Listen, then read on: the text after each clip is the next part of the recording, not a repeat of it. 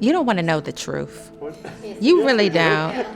And I'm telling you, one of my colleagues is sitting right here in the back, and she will tell you, I hate technology and all of that, and I just had to embrace it. We had a playbook, and we thought this is what we were going to be able to do. And when the pandemic happened, we weren't able to do those things. The reality is that students will have to do learning virtually. Immediately, I started thinking, how are we going to do this? How will students receive the support that they need while at home and in this virtual space? So that's for you, and that's the basket for the birthday kiddo. And this is for welcoming us into your home. So thank you. I love flowers. This is my baby brother, Sean, right here. He's 4. My little brother, Reggie, he's 11. My other little brother, Sekou, he is 7. My little sister, Sequoia, she is 9. Right, all right. All right, that's my mom. All right, come on back here. This is my oldest sister, Akira, just turned 17. All right, let's do this. This is where I am most of the day. Oops, wrong one. So at this time, I will be in AP Human Geography with my teacher, Miss Carrington. I think everybody has overused the word unprecedented because it doesn't really capture the moment or what our teachers did this year for the students in our community. Coming into a new environment is challenging, even more so when you're doing it virtually. You don't necessarily get to feel the culture of the school from the computer in your house. I used to play football right there, and I used to like kind of think like, I was like, what if I lived around here long enough for me to go to the school? But I'm very glad that I do go to the school. I like a lot of these teachers that's here, and they make sure they check up on me every day and make sure that I still get done whatever's done, even when I come to home. So I'm glad that teachers do that for me. Oh man, I wonder where we about to go. Like where we about to go inside the school? Let me put my mask on. I wonder what I'm gonna be doing at this school. Like this is class of 2016, 2014. There's a lot of kids here. The virtual year started with a lot of questions and concerns about how students would learn, how we would continue to foster and build relationships in a virtual space. We own that innovation. We are innovators in education. And when we went through Redesign, we thought that, but I think COVID proved that. We've been able to adapt this year to implement our big bets by planning and being intentional with our actions. We had to be creative to ensure that we're successful with our big bets. Everything that we're able to do in a in-person posture, we were able to do in a virtual environment. Now, there were some hiccups along the way with our civil engineering pathway that requires a lot more hands-on opportunities for our students, and we really didn't figure that out until mid-year. I would be terrified for everyone to solder at home. They have a hot glue gun that came in the kits that they have. And sometimes I see on camera, I'm like, hold on, you have to clear your space. Like, it can't be on your bed and this way. Oh my goodness. I'm like, and don't leave it, unplug it. Aw, man, Miss Blair is new to Anna. This is her first year. You wouldn't even know it. Those kids have taken to her. She's taken to them. She like fits right in. I have a 10th grade student, Julius Johnson. He's a first year student in the engineering academy. He could not get the isometric drawings. In fact, Julius stopped responding to me on the computer. He would log in and he would not answer me. Maybe if I called his name 10 times, he was like, what? And I'm like, why are you ignoring me? He said, this work is hard, I don't want to do it. And I said, please just come in one time and let's just see if you come in at one time, if you can get it. Yeah. So if we look here at our Y, right? Where's the height gonna be? Every time you make the height, it should be going on this line. This looks good, but look at your height right here. It should be here. You drew it here. Virtually, if I do it along with them, like every line, they can follow, but they can't see it. If they can learn it this way, then my hypothesis is correct. So we'll see. I asked him to come back the next week to help me with any students that needed help. And he came another week just to help students. So Julius has become the teacher. Me personally, I start with drawing the height. The height is 1.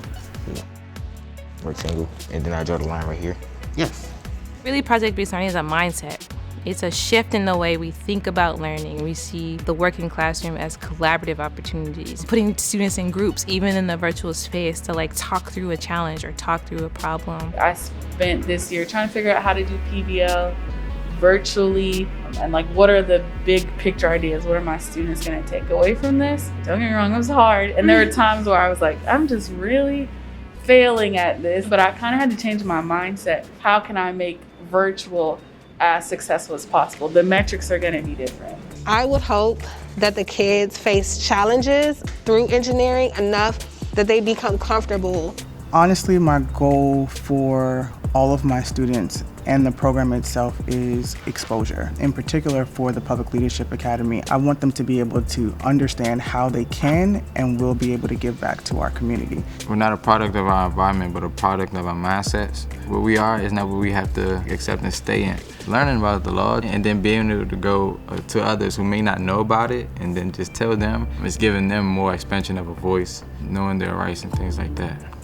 We empower and equip students to disrupt oppressive systems so that they can become stewards in their community. We are about generational change. Every time we change a kid's life and trajectory, we have changed the trajectory of every person in their family that comes after them. That's our job. When you look at that kid, you should see their children and then their children. We are going to raise students who are going to be advocates, who are going to say, I am going to be a leader in my community and build up an Anacostia that is thriving, that is robust, that is proud, so that when people ask why Anna, we can say it because we built up this community and we're proud of where we come from.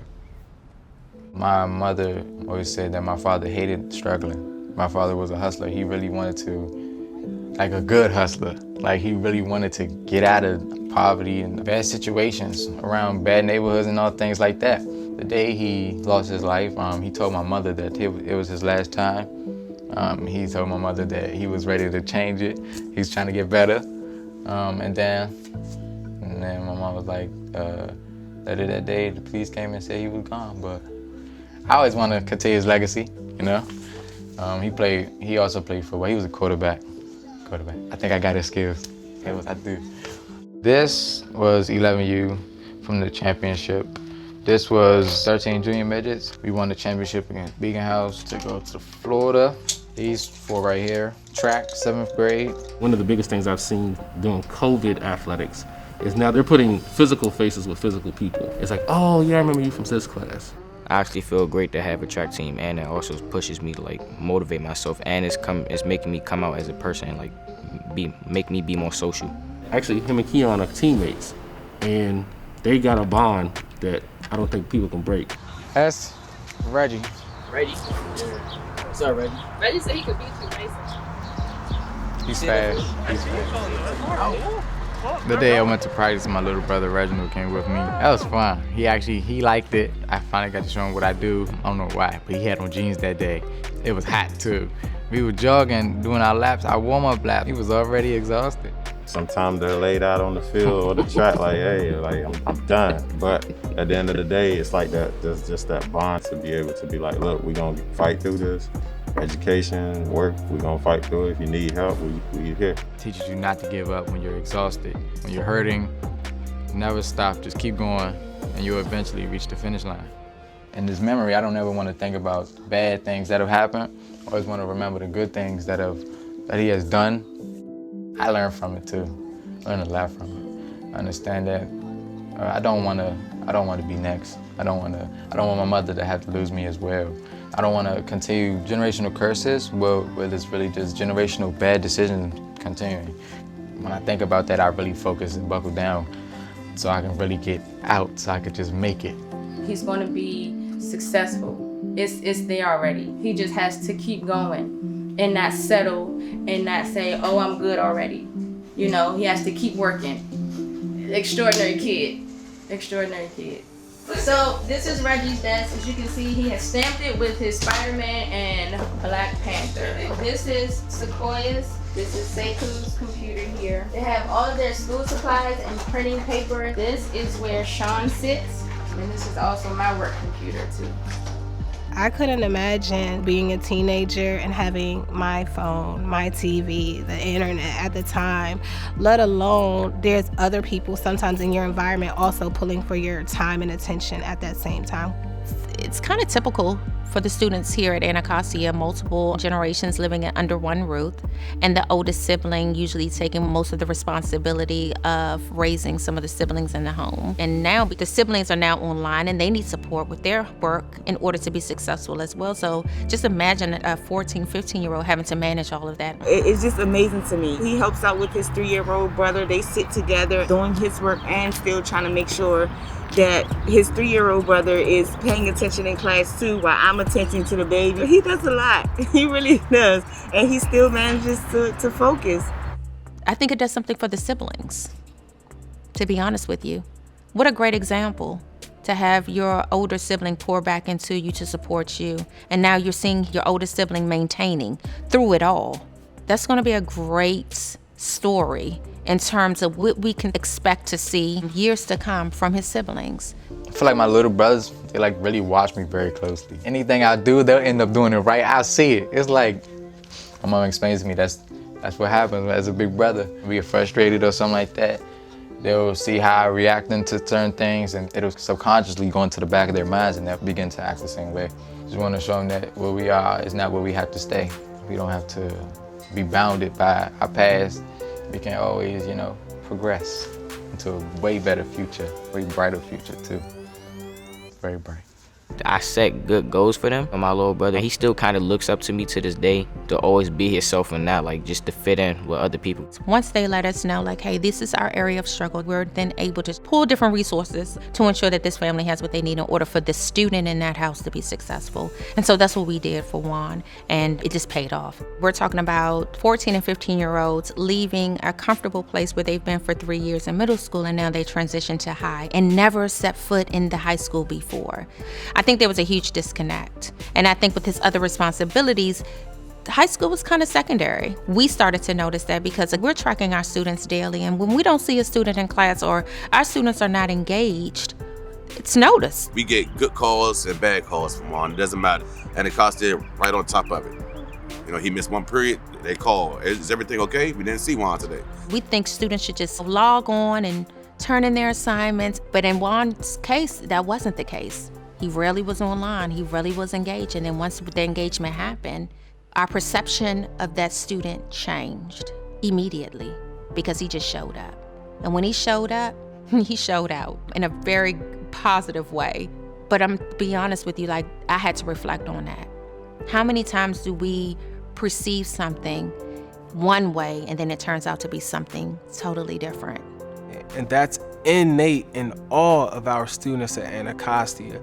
We just have to help extrapolate that raw genius that's in each of our children here and bring it out. This is our first time seeing each other. Hey Juan, I'm gonna hug you. How are you? It's so good to see you. Let's chat, Juan. Listen, you don't even call me anymore when I text you. I mean, what life are we living now that you can't even talk to Miss Trotman anymore? What's going on? A lot of home stuff. A lot of home stuff? Yeah. Okay. I don't mean to do it, just... I know that, son, I know. Miss Trotman has been at Anacostia for years, and she calls the students her babies because she takes on that role. She cares deeply about students, about their success, and making their dreams become a reality. We'll meet at some point before the end of the school year, so I can tell you what the honors classes are and AP courses are, so you can tell me which ones you want to take. And then we're gonna get you off to college, get you some scholarships. That's the goal, right? You can say that. It has to be. They are in Juan's face, and she's gonna call him every day, every morning. Are you up? Let's go. It's time to get started. And I think that in your face, I believe in you, but I have high expectations for you, is how they re-engage so many students who I think weren't active because of fear, because of access, but they took those barriers away. Dropping off laptops, knocking on doors, getting on the phone, get off that camera, let me see your face, look into my eyes, even virtually, I'm coming for you. I think that was the secret sauce for Juan. I grew up in DC, But when I got to college, I got an opportunity to see just like what else is out there. Because there's so much more outside of DC than DC that you are going to have a whole lot of fun learning about. I hope so. You will. You will. Juan is participating in these interviews because of Miss Trotman and her seeing something in him. And even in my conversation with Juan, he just expressed sincere gratitude for someone believing in him. She knows when I'm down or not. She knows when something's going on in my house, and she would like just check up a lot and just give me motivation for me to get up and keep your head up and all that stuff and still be you. I honestly think majority of it was Juan. He had to make the decision. Like, this is what I want. I feel like what I did in virtual, I can take that, like I can take the experience what I did in virtual and like take it in the in-person class so I can be who I am now. Like focus more, do all my work, still be a student athlete. Whatever I did in virtual that I'm doing now to make myself succeed, I'm going to bring that in-person learning. The redesign is given a sense of hope. It's given a sense of pride that this is our school. So often Anacostia has been a school that has just been forgotten and written off. Of my group of friends, I'm the only one who came to Anna, but I'm ready to show like Anna is not what people say outside of the school about people who have never been here or like they've heard about it from somebody else. Every piece of this redesign process has been about these kids and making sure that we're lining out what's there for them in their community, for them to have the most opportunities, for them to have access to these jobs. Like, there are all these environmental jobs in this city and our kids have no idea, no access, no training. Like, what? Why not our kids? Why not the kids here? Why don't they build the bridge at Anacostia? Or why don't they take the job to revitalize the river? Like, why not?